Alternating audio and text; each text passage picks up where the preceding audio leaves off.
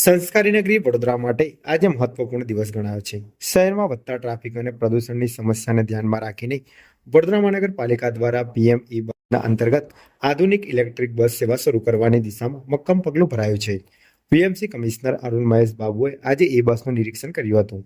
માહિતી મુજબ વડોદરાને કુલ 250 આધુનિક ઇલેક્ટ્રિક બસો ફાળવવામાં આવી છે, જેમાંથી પ્રથમ તબક્કામાં 40 બસોનું આગમન શરૂ થઈ ગયું છે. ટૂંક સમયમાં બસો શહેરના વિવિધ માર્ગો પર દોડતી થશે, જેના કારણે જાહેર પરિવહનમાં ગુણાત્મક સુધારો જોવા મળશે. આ ઈ બસો સંપૂર્ણપણે એર કન્ડિશન છે અને મુસાફરોની સુવિધા અને સુરક્ષાને ધ્યાનમાં રાખીને ડિઝાઇન કરવામાં આવી છે. દરેક બસમાં મહિલાઓ માટે અનામત બેઠકો, દિવ્યાંગજનો માટે રેમ્પ, દરેક સીટ પર SOS ઇમરજન્સી બટન અને સીટ બેલ્ટ જેવી સુવિધાઓ ઉપલબ્ધ રહેશે. પર્યાવરણને અનુકૂળ આ બસો એકવાર ચાર્જ પર આશરે 150 કિલોમીટર સુધી દોડી શકે છે. શહેરમાં ગોત્રી, ટ્રાન્સપોર્ટ નગર, નિઝામપુરા અને સાઉથ ઝોનને આવરી લેતું 4 ઝોનનું નેટવર્ક ઊભું કરવામાં આવશે, જેથી મુસાફરોને વધુ સગવડતા મળશે. ઉલ્લેખનીય છે કે સામાન્ય જનતાને ધ્યાનમાં રાખીને ભાડું પણ પરવડે તેવું રાખવામાં આવશે. દિલ્હીથી રવાના થયેલી આ ઈ બસો ટૂંક સમયમાં વડોદરાના માર્ગો પર દોડતી જોવા મળશે, જે શહેરને પ્રદૂષણ મુક્ત બનાવવાની સાથે મુસાફરોને આરામદાયક અને આધુનિક સફરનો અનુભવ કરાવશે.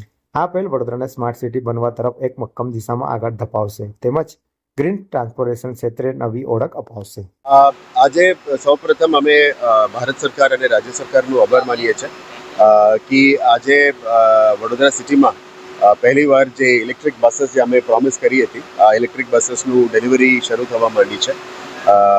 કહેવામાં ખુશ થાય છે કે આપણા વડોદરા માટે પહેલાં 100 બસીસનું સેન્કશન કરવામાં આવ્યું હતું. પછી અમે રાજ્ય સરકારમાં પણ અને ભારત સરકારમાં વાત કરી, થોડું વધારે બસીસની માંગણી કરી હતી અને 250 ઇલેક્ટ્રિક બસીસ સેન્કશન પણ થઈ ગઈ છે. આ પીએમ ઈ બસ સેવા અંતર્ગત વડોદરા સિટીને આપવામાં આવી છે. આપ જોઈ શકો છો કે આ ફર્સ્ટ ફેઝમાં જે 40 બસીસ છે આપણામાં, એ બસીસને તબક્કાવાર દિલ્હીથી રવાના થઈને JBMમાંથી અહીંયા આપણે આવવાનું થઈ ગયું છે. આપણા આવતા મહિના પછી આપણે પ્રોપર રૂટ મેપિંગ સાથે બધું અત્યારે અમે તૈયારીઓ કરી રહ્યા છે. આ સિસ્ટમ બસીસ આધુનિક સુવિધા સાથે ઇલેક્ટ્રિક બસીસ છે. વન ટાઈમ ચાર્જમાં ઓલમોસ્ટ 150 કિલોમીટર ટ્રાવેલ કરી શકીએ છીએ, એટલે સિટીની અંદર જ અમે આનું મેક્સિમમ યુઝ કરવાના છે.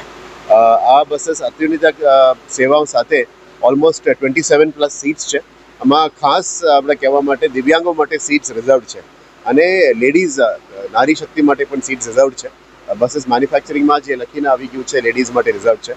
દરેક સીટ્સમાં પણ SOS ઇમરજન્સી બટન્સ પણ છે. કોઈને પણ કંઈ કહેવું હોય, ઇમરજન્સી હોય, એ બટન દબાવીએ તો એલર્ટ સિસ્ટમ આવી શકે છે. ફૂલ્લી એર કન્ડિશનડ બસીસ છે અને દિવ્યાંગો માટે અલગ રેમ્પ પણ આપવામાં આવ્યું છે, જેથી કરીને ભારત સરકાર જે પણ પ્લાનિંગ કર્યું છે એ દિવ્યાંગ ફ્રેન્ડલી અને નારી શક્તિને યાદ રાખીને કર્યું છે. ડ્રાઈવર સાથે અને કંડક્ટર સાથે ઇન્ટરેક્ટિવ સેશન પણ છે, એટલે ડ્રાઈવરનું કંઈ કમ્યુનિકેટ કરવું હોય, કંડક્ટરને કંઈ કન્ડક્ટ કરવું હોય, એમના માટે અલગથી સિસ્ટમ પણ રેડી કરવામાં આવે છે. દરેકમાં સીટ બેલ્ટ સાથે પણ રાખવામાં આવી છે, જેથી કરીને સેફટી, બધાને સેફટી અને સલામતી આપણા માટે ઇમ્પોર્ટન્ટ છે. એટલે one of the latest systems છે.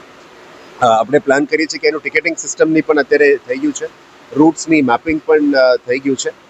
એટલે ટૂંકા સમયમાં પછી પ્રોપર રૂટ બેલેન્સિંગ અને મેપિંગ કરીને એ કાર્યક્રમ કરવામાં આવશે.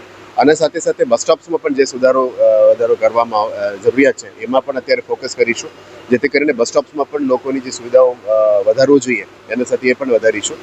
પણ આશા રાખીએ કે વડોદરામાં જે આટલા વર્ષોથી પેન્ડિંગ જે હતી એ અત્યારે ભારત સરકાર અને રાજ્ય સરકારની મદદથી અમને VMC માટે પૂરું પડી ગયું છે. નવા બસીસ પણ આવી રહ્યા છે, એટલે વી આર હેપી કે આ પહેલા તબક્કામાં ગોત્રી ચાર્જિંગ સ્ટેશન અને આપણા ટ્રાન્સપોર્ટ નગરના જે બીજી ચાર્જિંગ સ્ટેશન છે ત્યાં બંને જગ્યામાંથી સિટીનું બસીસ સર્વિસીસ શરૂ કરીશું. પછી આપણે 2 જગ્યામાં નિઝામપુરા અને એક સાઉથ ઝોનમાં પણ પ્લાનિંગ કરીએ છીએ, એટલે 4 ઝોનમાંથી 4 નેટવર્ક શરૂ કરશે. આ સિટીની અંદર તમામ સિટી બસ સેવા તરીકે ઓળખવામાં આવશે અને આપણે ફીડર બસ સિસ્ટમ તરીકે જે GSRTC સાથે અને મોફિસિલ બસીસ સાથે એની ફીડર સિસ્ટમ પણ શરૂ કરી દેવાના છે.